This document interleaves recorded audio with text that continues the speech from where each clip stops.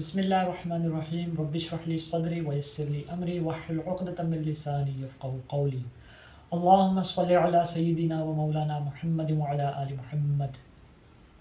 अस्सलामु अलैकुम। मैं उम्मीद करता हूँ आप सब लोग खैरियत से होंगे।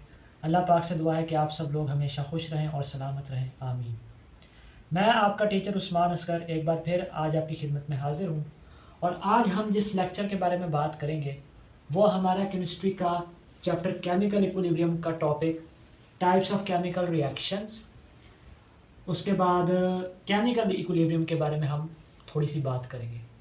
आज हम केमिकल रिएक्शन के टाइप्स को डिटेल में डिस्कस करेंगे और उसके अलावा केमिकल इक्विलिब्रियम के कॉन्सेप्ट को समझेंगे।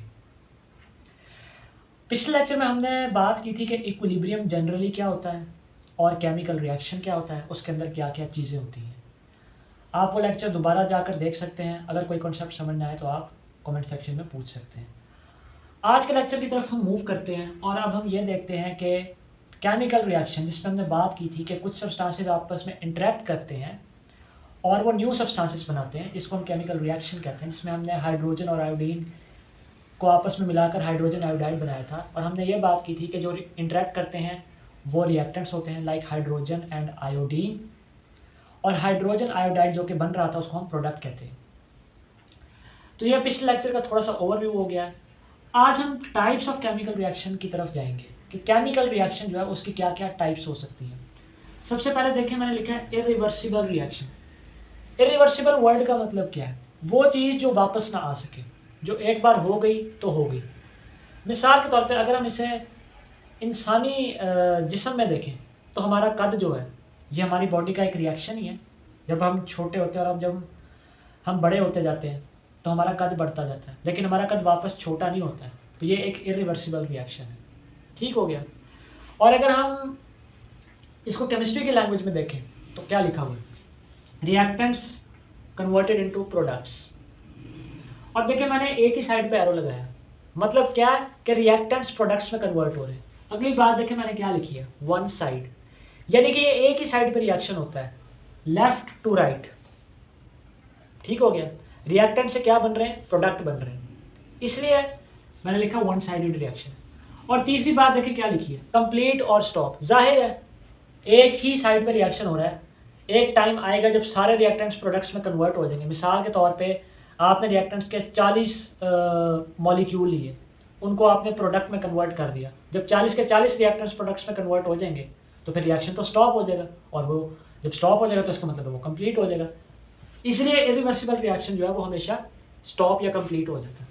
फिर देखिए मैंने इसमें एक एग्जांपल दी है, कैल्शियम कार्बोनेट CaCO3। इसका देखिए मैंने रिएक्शन करवाया जो आपकी बुक में भी लिखा हुआ है। तो क्या बनता है? कैल्शियम ऑक्साइड बनता है और कार्बन डाइऑक्साइड गैस बनती है। अब सवाल है कि ये एरो क्या शो कर रहा है? इस एरो का मतलब ये है कि गैस जो है वो ऐसे उड़ जाती है। अब जब गैस ही उड़ गई है तो मतलब CO2 एक टाइम आएगा कि ख़त्म हो जाएगी, पीछे ये बचेगा। Now you got the point कि ये रिएक्शन वापस क्यों नहीं हो रहा है? क्योंकि ये तो ख़त्म हो जाएगा, हवा में कार्बन डाइऑक्साइड चली जाएगी। ठीक है। अच्छा, इसमें एक और चीज़ है जो हम थोड़ी देर बाद डिस्कस करते हैं, जो केमिकल रिएक्शन में आपको अक्सर देखने को मिलती है, चाहे वो इरिवर्सिबल है, चाहे वो रिवर्सिबल है, चाहे वो कोई भी रिएक्शन है। खैर, अब हम रिवर्सिबल रिएक्शन की बात करते हैं कि रिवर्सिबल रिएक्शन क्या होता है। ज़ाहिर है इरिवर्सिबल वो जो वापस ना आ सके, रिवर्सिबल जो वापस आ सके। अगर हम इसको इंसानी बॉडी में देखें तो हमारे नाखून हैं, नाखून एक हद तक बड़े होते हैं, ठीक है, उसके बाद रुक जाते हैं। जब हम उन्हें काटते हैं तो नाखून दोबारा बढ़ना शुरू हो जाते हैं। ये एक रिवर्सिबल रिएक्शन है। चलिए, अगर आपको यह मिसाल समझ नहीं तो इसको हम थोड़ी और आसान एग्जांपल से समझते हैं। पानी को आप जब फ्रिज में रखते हैं तो पानी बर्फ़ बन जाती है। उसी बर्फ़ को बाहर निकाल दें और ज़रा हवा में रख दें तो वही बर्फ़ पानी बन जाएगी। तो पानी से जो बर्फ़ बनी थी, बर्फ़ से पानी बन गई। मतलब ये एक ऐसा रिएक्शन है जो दो तरफा होता है, इसलिए मैंने लिखा है टू साइड्स। अब रिवर्सिबल रिएक्शन में टू साइड्स होती हैं, रिएक्टेंट से product, left to right, product to reactant, right to left. ठीक हो गया। इसलिए लिखा हुआ कॉन्टिन्यू और इनकम्प्लीट। जो रिवर्सिबल रिएक्शंस होते हैं ये कभी स्टॉप नहीं होते, क्योंकि अगर रिएक्टेंट प्रोडक्ट में बदल रहा है तो प्रोडक्ट भी तो वापस रिएक्टेंट में बदल रहा है। यानी कि ये वाला रिएक्शन भी हो रहा है और ये वाला रिएक्शन भी हो रहा है, इसलिए ये रिएक्शन कभी रुकता ही नहीं है और ये चलता रहता है, चलता रहता है। अब देखिए एक एग्जांपल दिया है, hydrogen plus iodine, hydrogen iodide. ये एक रिवर्सिबल रिएक्शन है, लेकिन यहाँ पे मैं एक इंपॉर्टेंट पॉइंट नोट करना चाहता हूँ जो मैंने व्हाइट बोर्ड पे लिखा है, आपको सबटाइटल में शो हो जाएगा। जो इरिवर्सिबल रिएक्शन होता है ये हमेशा ओपन एनवायरनमेंट में होता है। यानी देखिए मैंने लिखा है ना, calcium carbonate, calcium oxide plus carbon dioxide उड़ रही है। अगर यही रिएक्शन मैं एक फ्लास्क में करवा दूँ, फ्लास्क को ऊपर से बंद कर दूँ, तो फिर यही रिएक्शन रिवर्सिबल हो जाएगी, क्योंकि कार्बन डाइऑक्साइड तो नहीं उड़ रही, वापस हो जाएगी। तो ये वाला जो रिएक्शन आपको शो हो रहा है ना, ये क्लोज फ्लास्क में होगा। अगर इसे हम ओपन एयर में करेंगे तो ये भी इरिवर्सिबल होगा। तो इससे आप एक नई बात निकाल लें कि इरिवर्सिबल रिएक्शन हमेशा ओपन एनवायरनमेंट में होगा, और रिवर्सिबल रिएक्शन जो है वो कुछ हद तक ओपन एनवायरनमेंट में होता है, लेकिन ज़्यादातर क्लोज एनवायरनमेंट में होता है। इसको आपने ऐसे याद रखना है, ठीक हो गया। अब मैंने कहा था कि केमिकल रिएक्शन में कुछ आपको ब्रैकेट्स नज़र आती हैं। ये देखें, ये लिखा हुआ है SSG, ये देखें GGG।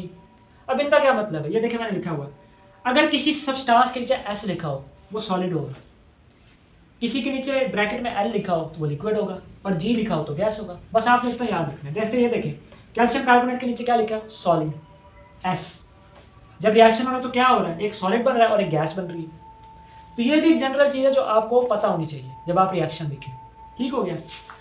अब ये तो ठीक है, रिएक्शन की हमने कुछ टाइप्स देखे कि रिवर्सिबल रिएक्शन क्या होता है और रिवर्सिबल रिएक्शन क्या होता है।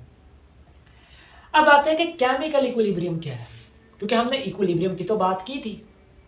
तो केमिकल इक्विलिब्रियम क्या होगा, केमिकल इक्विलिब्रियम ये होगा कि आपका केमिकल रिएक्शन जो है वो स्टेबल हालत में मौजूद है, क्योंकि इक्विलिब्रियम का मतलब मैंने आपको बताया था, वो स्टेबल होता है।